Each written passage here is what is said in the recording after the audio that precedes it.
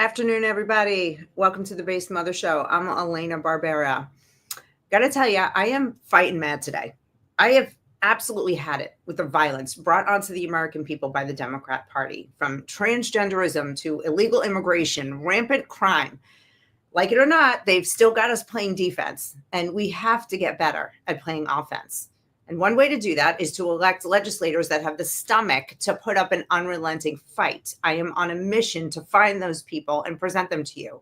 Today, I'm talking to Chris Burnett, who's running to be the next congressman for Maryland's 6th district.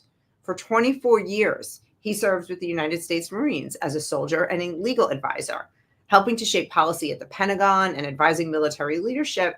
This could be interesting. Let's see what Chris has to say. Chris, welcome. Hey, how are you today? Good. How are you? Doing well. I'm happy to be here. Oh, yeah. So first of all, thank you for your service. Thanks. So many, decades with the Marines, while people like me were asleep at the wheel and really just being on autopilot as an American and not paying close enough attention to what was going on in my country. And we're kind of in a mess now. And I'm guessing that some of that has a part of what's driving you to run for office. So what is driving you to run for office? Well, that's a great opening, because I was commissioned in 2001. So July of 2001, I was commissioned as a second lieutenant. I was in law school. I had no idea where this journey was going to take me. So that fall, as I go back to law school, that was September 11th. So that has been a defining moment in my entire career. So my sense of service, my sense of setting conditions for others to succeed was driven by that event. And so as I finished law school and then came on active duty in 2004, my entire focus was, how can we solve this problem? And what I meant by that was setting the conditions for young Marines to go out and accomplish the mission, and most importantly, come home and succeed and thrive as they return through their lives in outside of the Marine Corps. And so that sense has driven everything that I've done. So when I retired in February of this year, my first thought was, how can I continue to serve? And just as you are, I was very frustrated with the things I saw, certainly here in Maryland and in and around Montgomery County. And I realized, and I had spoken to my wife about this, that if I didn't do something to get into this fight, to start shaping how this conversation is being had, I wouldn't be able to live with myself. So I view this as one long continuation of how September 11th shaped my decision to be a career Marine, how I conducted myself as an officer and as an advisor, and then most importantly, my decision to run for Congress, to try to bring a voice to common sense and to bring some semblance of common sense to Western Maryland that really has been without a conservative voice since Roscoe Bartlett was gerrymandered out in 2012. Yeah, that's a long time. Well, a lot of damage can be done in 12 years. What are the people you're talking to saying? Like, is your message resonating? Because your opponent, who is in her first term right now, she was elected in 2024. She is extremely progressive based on what I read on her website. I mean, I wouldn't even call it, she's certainly not a liberal. She is a progressive. And, they voted her in. They chose her by, I think it was something like 53 or 56%, if I'm not mistaken. What are they seeing things differently yet? I think so. And I think there's been a bit of an inflection point with Trump's decisive victory. I think we're seeing the return of accountability, transparency. And then I see that as an extension of integrity. Something that's been lost in politics and something that's been lost over the years through this process has been, you say what you're going to do, and then you go and do it. You might not always like how somebody says it, and you might not even like how they do it. But there's something to be said for people that are willing to stand up, say exactly what they're going to go, and then go and do it. And so I do think that message of accountability, transparency, integrity is resonating. What I found most striking about Delaney is that she's been somewhat absent. She lives in CD8, so she doesn't even live in the congressional district that she represents. Really? Yes, she lives in North Potomac in a $4 million mansion. Her net worth between herself and her husband is well over $100 million. So her life does not reflect the daily concerns of most residents of CD6. But any way you look at it, CD6, CD8, these are commuter districts to DC. You could spend every single day in your district, and Delaney has been completely absent. The flip side of that would be, okay, if she's not spending time with her constituents, even though she's not co-located with them, but she could very easily go to their events, maybe she's engaged legislatively. Not at all. She's been an automatic no vote on anything that's been put before her, even on things that would have otherwise benefited the residents of CD6. And the only thing that she has managed to do is be a very successful day trader. And what I mean by that, and she claims that somebody else is doing her trading, but it's ironic that her committee assignments and her committee votes happen to align with a lot of her stock trades where she's done extraordinarily well. Shocking. And she, if I'm not mistaken, her husband held this seat at some point in the past. So is that correct? Yes, it's exactly right. So he was the CD6 representative going back to 2014, 16, and I believe 18. If you remember, Bongino ran for CD6 years ago, as well as Ami Hober. Delaney had beaten both of them. And then Trone came in whenever Delaney went and ran for president. And then Trone left the seat open. And that's how April Delaney came in 2024 and took what had been her husband's seat. All right. So it sounds like, she has an agenda. She's not part of the community. No. And she basically put up a website that just did all the liberal progressive talking points. And she, placated to emotion in order to get elected. Because that's what I see. One of the things on her site is, about abortion and how, today's young girls don't have the same rights that she had growing up. And, all of that emotional trigger stuff that makes people feel like victims. One of the things that she said she was committed to doing was signing on to the Equality Act. And this is another one of those emotional triggers that she pulls. And the Equality Act, as you probably know, is the one where they're trying to pass through that anybody based on their gender identity will legally be allowed to use any restroom, locker room, dressing room of their choice, based on what they're feeling that they are that day. And, there'll be zero discrimination allowed against transgender people. So men in dresses and girls who think they're boys, which is, how I see it. Mm-hmm. This is a big problem pushing this. We saw this week, this horrific shooting in Minnesota at the Catholic Church, at the Annunciation School in Minneapolis. And the national conversation is finally really rising up to a scream of transgenderism is a mental illness, and we need to cure it. We need to treat people who have anxiety and depression and dysphoria instead of affirming it, because we have seen a lot of violent crime by trans people. Now we see a lot of violent crime by a lot of people. I mean, I'm not trying to say, that they're all violent criminals, but I am flat out asserting that people that push transgenderism on children should be charged criminally. That is my stance. I'm not saying it should be yours, but what do we do as a nation about, this is a big question, about protecting children in schools and physically from things like this, and protecting their minds from all of these mixed messages that they're getting that aren't based in reality? So that's a really good question. And here's why. And I'm sure you hear that a lot every time a question is asked. It's a really good question. But this is a bigger question about, and this gets back to the what I mentioned earlier. Accountability is really what is lacking, both in terms of how we learn, what we learn, and then more importantly, how we share our spaces together. The way a person learns is that they experience the world around them. They take that information in, they process that information, and then they apply it in a way that might be an extension of how they feel about it or how they respond to it. And what seems to have gotten lost is that we've confused education with indoctrination. We've gotten away from this idea of teaching people how to think based on a common set of variables and factors, and then allow them to explore that however they would like as they get older. We've started to view education as a platform for adults to impose their confusion or their concerns onto a very vulnerable population that is not necessarily even their children. And that's the part that I don't really understand. And we had talked offline briefly about the parental rights issue, and I feel as though these are somewhat connected. We've lost sight of the fact that the most important and influential person in a child's life is their parents. That's not to say that every parental relationship is perfect with every child.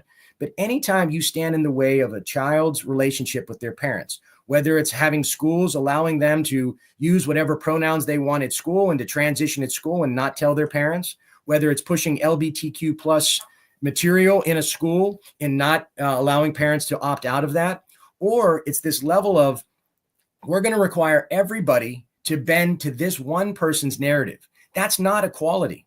That's not at all about equality. That's about accommodation. And that level of accommodation is never healthy because it's going to disrupt how we view ourselves and how we interact with each other. There has to be some level of a starting point where we agree there's a common set of facts. And then the varying degrees from that in terms of individual expression amongst adults is you bear the consequences of that. When we bring this into a public space, whether it's schools or elsewhere, we run into problems because we lose sight of what we're trying to achieve. And with schools, and I'll leave it at this, we've lost sight that we're educating people, not indoctrinating them. We're not there to accommodate every possible interest of every single child.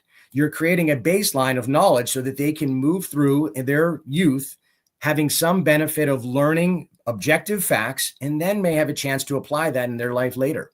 This idea that we're going to interrupt normal development and that it's not going to have adverse consequences on a child emotionally, socially, or physically is just, to me, really a problem. I mean, that the idea that we're going to permanently modify a child that we would not otherwise permit to vote, enter into a contract, drive a car, any number of things that we have an age requirement on. And here we are saying at a very early age, based on whether it's been prompting by an adult or by sort of the issue of the day, allowing them to permanently change themselves in the name of what could be a passing fad or, unfortunately, something that is not grounded in reality. So I couldn't agree more that we've got to deal with violence in schools. We've got to deal with how we're treating individuals in terms of the treatment they need, whether we view it as mental health, whether we view it as something else.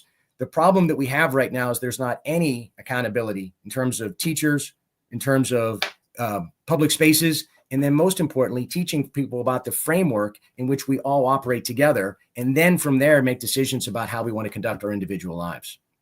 Yeah, that just sounds like a whole lot of common sense. And Yes. that's how we were raised, taught how to think. They're not even teaching kids phonics anymore, so they're not even able to actually read. They're in a lot of places they're teaching sight words where they'll show them the letters DOG and a picture of a dog. And so they recognize the shape of the word and they can't sound things out. This is, in my opinion, a purposeful dumbing down of the American people. And that way, if they're dumb, you can just implant these crazy ideas. And I know I probably sound like a lunatic, but I'm not the only one out here thinking like this. And, it really encourages me to see people like yourself stepping up to the plate and jumping feet first into the snake pit, because that's what you're doing. And we know that. And I want you to know we appreciate it. From a parental rights standpoint, that's not a conversation that we used to have. When my kid was, he's 22 now. When he was growing up, I wasn't thinking about parental rights. I also, again, was on autopilot like many Americans. Yeah. So that's something that I love that you're for. If you haven't already seen it, last year in Tennessee, Senate Bill 2749, it passed and has been enacted, and it's been lauded as the strongest parental rights bill in the nation. And I would love to see something like that duplicated around the country. I think it's worth a look if you haven't seen it yet. I should add, I have 4 children in the Montgomery County Public Schools. So I've got a 6-year-old, an 8-year-old, 15-year-old, and a 17-year-old. So this isn't just an issue that I think about and that I have an opinion about. This is something that I live and experience with my children. And I should add, we've lived all over the country as a military family. We've chosen to live in Maryland, and we chose Montgomery County because of my wife wanting to be close to her family and also wanting to stabilize the kids. After this last move was because I had orders to the Pentagon and then to Fort Meade, and this was a good central area for that.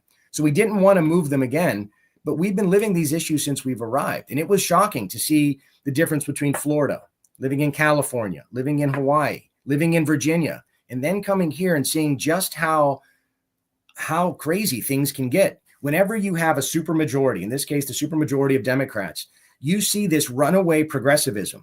Now, if you would ask any individual one-on-one, they probably believe this is well-intentioned. And they're not even aware of the damage that they're doing, not only to individual children, but to the composite of how children are being viewed. Are they being raised with any sense of accountability, any sense of common values that they can build on and express themselves as an adult? It's almost as if we've lost sight of the fact that our job as parents or as adults is to set the conditions for children to learn how to interact with one another, and ultimately to find a pathway to be adults that can contribute, can live with one another, and ultimately find happiness. But what we've done is we've almost taken away that pathway to satisfy our own interests as adults by politicizing these issues, by injecting it, by imposing it as a matter of policy. And to me, that's just misguided. If we get back to the basics, which is teaching our children the basic tools they need to learn, then we can move into these more complex areas as children get older, as they move on from grade school or middle school. But this idea, and I know the one that I'm sure you've heard about was the condoms for kiddies in Annapolis. That to me still stands out as one of the most ridiculous virtue signaling things that I've ever heard. And it reminds me similar of Tim Walz putting tampons in the boys' bathroom. And I mean, this is virtue signaling at its worst that has an impact on those children that are exposed to it. Yeah, it absolutely does. And it's forgive me, I'm going to say another thing that I am positive is happening. There's a effort to normalize pedophilia. And in doing that, that is why children are being sexualized. Condoms for kindergartners, in your own schools, the amount of sexually explicit content that is available on classroom bookshelves and library bookshelves is absolutely astonishing. That's something that I have a separate active, fight against. I think a good point to be made here is, I think what some well-intentioned adults forget is how learning occurs. So they have a hang up as an adult, perhaps about explicit material, or perhaps about sexuality. And what they're forgetting is that their current hang up as an adult, parent or otherwise, is not necessarily a hang up of a current child. So they're remembering as a child what they may have thought about or discussed. And then as an adult, it's manifesting in some other way. So now they're imposing what is an adult perspective or concern on children. And it's misguided. And at worst, it's downright damaging. And I think that we have to get back to, instead of deferring to these hyper academic, how do we want to reinvent learning, actually get back to talking to what is needed, talking about what is needed. And it feels like every 10 or 15 years, somebody publishes a paper, a PhD on some new brand of learning, whether it's on how we want to maintain or establish self-esteem. And then we got into the mode of now this sort of, we want to move away from rote memorization and we want to move into sort of this more abstract way of learning. My concern is the next phase of this is going to be, we're going to become wholly dependent on AI and information systems, and it's going to replace critical thinking. And I see this movement away from learning the basics, understanding that there's a method behind learning, and now just focusing on outcomes and outcomes enabled by AI or other technology. That's where the real dumbing down is going to occur.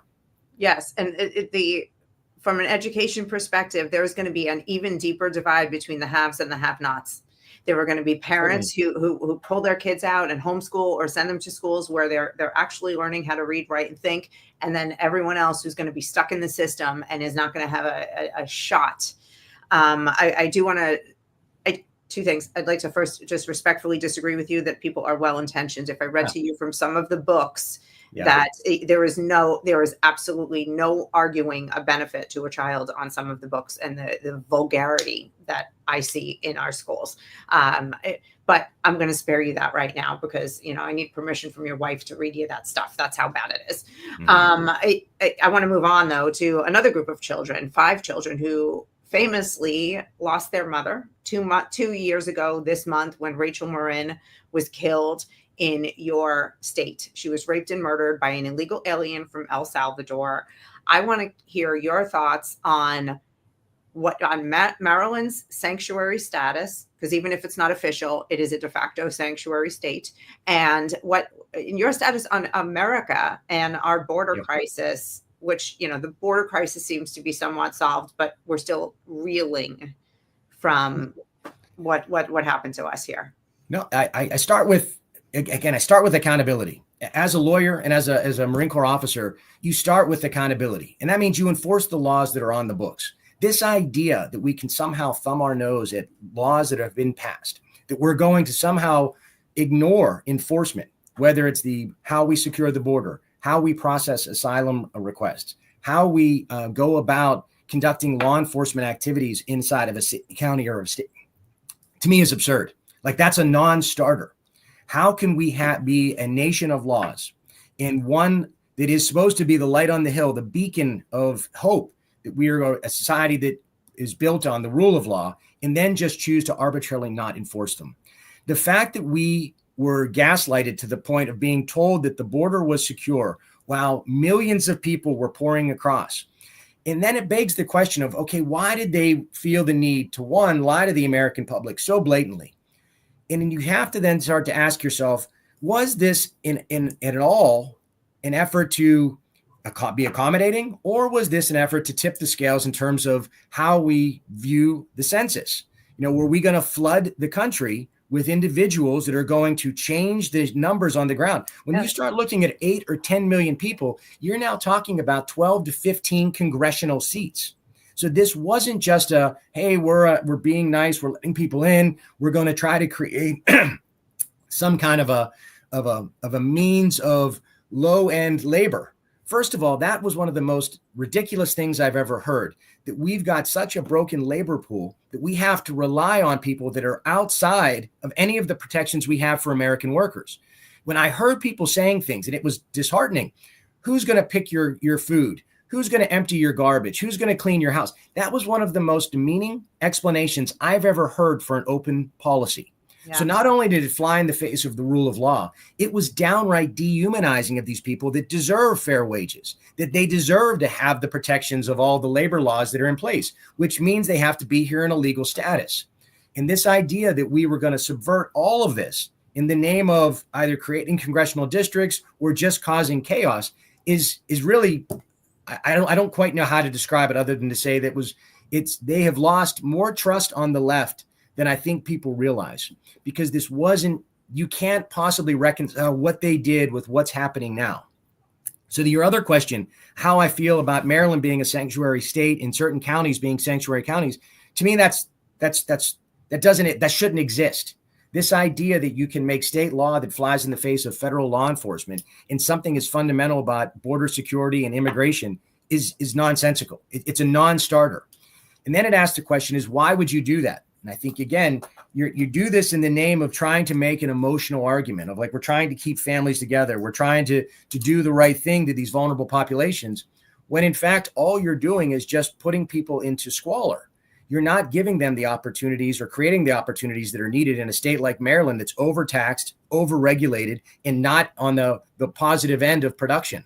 So you have folks that you're basically keeping here so that you can claim them on a census or as a part of a congressional district or as a part of a redistricting effort, but you're not doing the things that are actually needed. And then when you do that, you're simply spending other people's money poorly. There's no thought of accountability as to how we're setting these programs up, why we're providing these certain pathways. We're just throwing money at a problem that we created and then not taking the steps to solve it. So I know that was a long answer, but it starts with accountability. Enforce the laws that we have. We need to pass comprehensive immigration reform, and that we need to continue what we're doing to finally stabilize the system and have any hopes going forward of some level of accountability. Yeah, and that's what I was saying earlier. Thank you for that. No, that was a long answer, but it was wonderful to listen to and hear. And I really want to see people going into office, being as offensive in their strategy as the Democrats, typically they are in some ways. Cleaning up this, this border crisis, all these people that they brought in, your dehumanization point really struck, a chord with me, because these people were brought here as pawns. They were used. And it makes me so frustrated to see my counterparts in this country on the left fighting to keep these people here who have just been used as pawns, and they can't see anything that you just said, that this is about congressional seats and power. This isn't about helping people at all. And all they've done is hurt us. And it's so frustrating. I really would love to see more people like you get into office.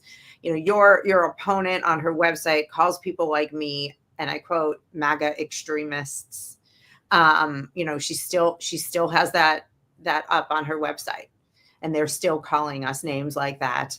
And I just pray that you can get around that mentality when you're talking to people out there.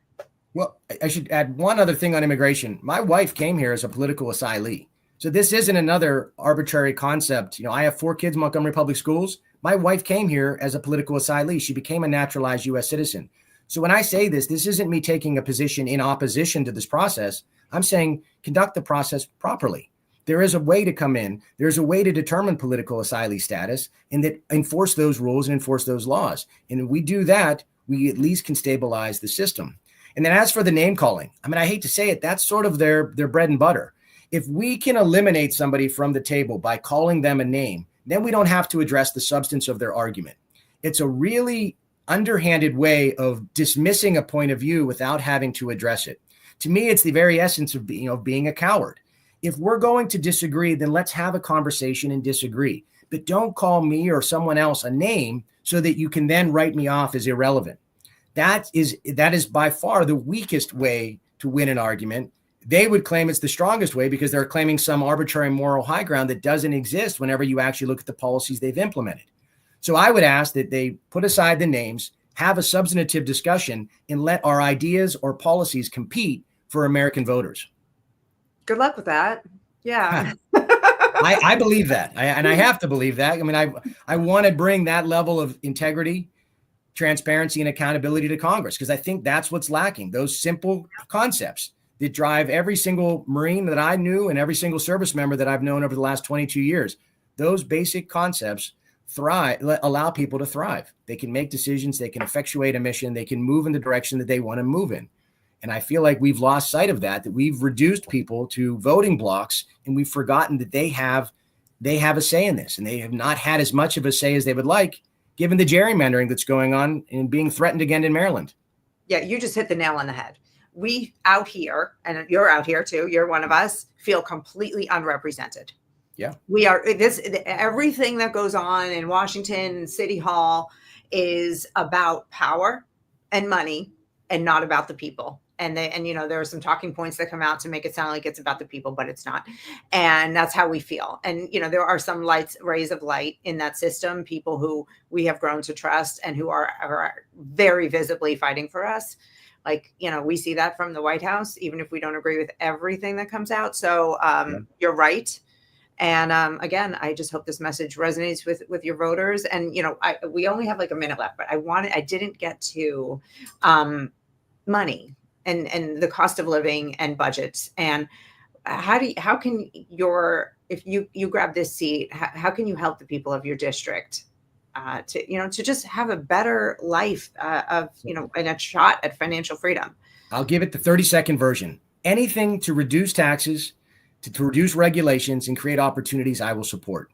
What's happening right now, in particular in Maryland, is folks are being completely overwhelmed by taxes, fees, regulations, and everything else that gets in the way of opportunity.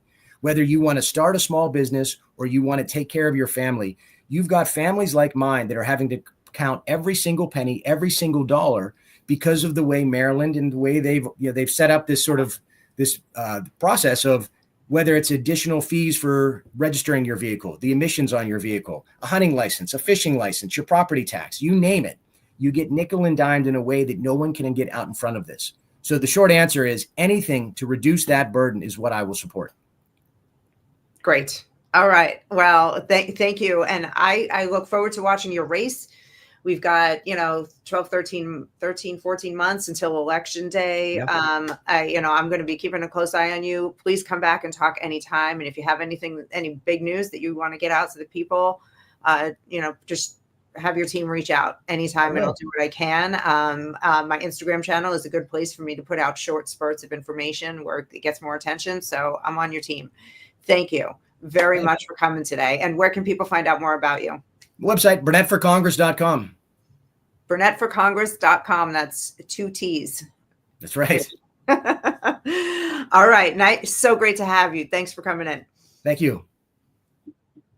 All right, folks. You heard that. BurnettForCongress.com. You can donate. You can learn more about Chris. And again, paying attention to what's going on around the country is going to help you understand what's going on right around you.